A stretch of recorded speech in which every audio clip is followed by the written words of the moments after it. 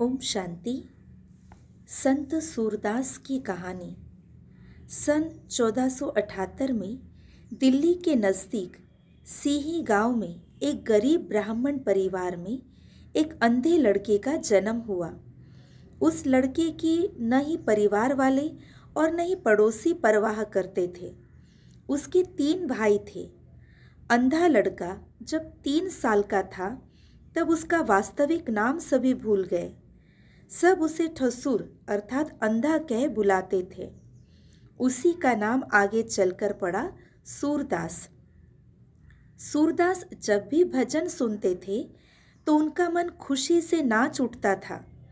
वह सोचते थे कि मैं कैसे गीत गाऊं। उन्होंने साधना आरंभ कर दी। 14 साल की उम्र में ही अच्छे गायक बने। सब उन्हें चाहने लगे। इसीलिए नहीं कि वे अच्छा गाते थे, परंतु इसीलिए कि भगवान के प्रति उनकी बहुत श्रद्धा व प्रेम था। उनकी भक्ति व निष्ठा के कारण उनमें अद्भुत शक्ति विकसित हुई। जैसे यदि किसी व्यक्ति का जानवर खो जाता था तो सूरदास उसका पता बता देते थे। एक बार भगवान सूरदास की भक्ति पर प्रसन्न होकर उनके सामने प्रत्यक्ष हो गए और भगवान ने सूरदास को दृष्टि प्रदान की। सूरदास, जिन्होंने अभी तक अपनी स्थूल आंखों से कुछ भी नहीं देखा था, भगवान का दिव्य रूप देखकर अत्यंत प्रसन्न हुए। सूरदास की भक्ति इतनी गहरी और ऊंच थी कि उनको अब इन आँखों से पतित दुनिया को देखने की बिल्कुल इच्छा ही नहीं थी। भगवान का रूप ही अपने मन में वो बसाना चाहते थे। इसके लिए सूरदास ने फिर से अपनी आंखें फोड़ ली। यही है सूरदास की भक्ति का प्रत्यक्ष प्रमाण।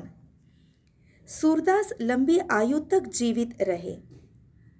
वे श्री कृष्ण की बाल्य क्रीड़ाओं का वर्णन अपने भजनों में करते थे। आज भी सूरदास के भजन गाए जाते हैं। सूरदास नेत्रहीन होते हुए भी परमात्मा का प्यार अपने दिव्य चक्षु द्वारा अनुभव किया करते थे। परमात्मा किसी को भी, चाहे वह व्यक्ति काना, लूला, लंगड़ा या शरीर से कैसा भी हो, उसे अपने बच्चे के रूप में स्वीकार करते हैं। जो निश्चय एवं स्नेह से परमात्मा को याद करते हैं, परमात्मा उन्हें अपने हृदय सिंहासन पर स्थान देते हैं। ओम शांति।